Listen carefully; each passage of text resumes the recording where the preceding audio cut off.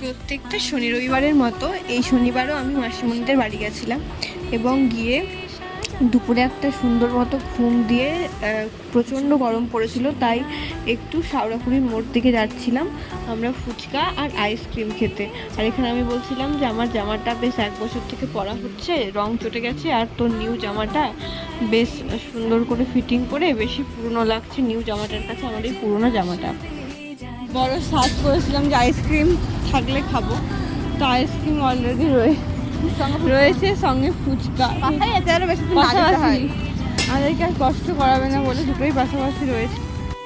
শাওড়াফুলির এই মোড়ের ফুচকাটা অপূর্ব সুন্দর টেস্ট, মানে আমি যখনই শাওড়াফুলি যাই আর তাড়াতাড়ি ঘুম থেকে উঠে যাই সেদিনই আমরা একসাথে মিলে ফুচকা খেতে যাই।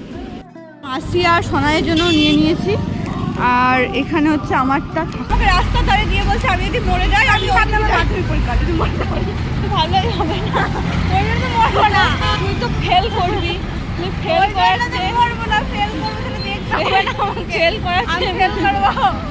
এরকমই হাসি মজা করতে করতে আমি আর বুনি হেঁটে হেঁটে বাড়ি এলাম, কারণ আমার পেখম রানীকে নিয়ে মেসোমশাই একটু বেরিয়েছিল আর বুনি টিউশন চলে গেল। আমরা এখন ছোলা বারান্দাতে, গরমকালের একটা বারান্দাতে আমরা পড়তে বসেছি, চলছে ফ্যান, এখানে সৌমি পড়তে বসেছে আর এখানে আমি পড়তে বসেছি। তো আজকের জন্য টাটা।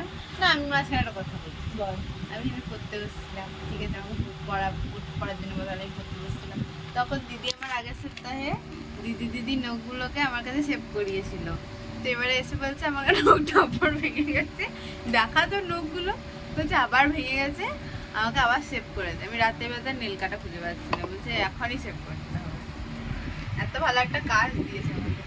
বোনদেরকে এসব কাজ করতে, বোনরাই সমস্ত কাজ করা উচিত বোনদের।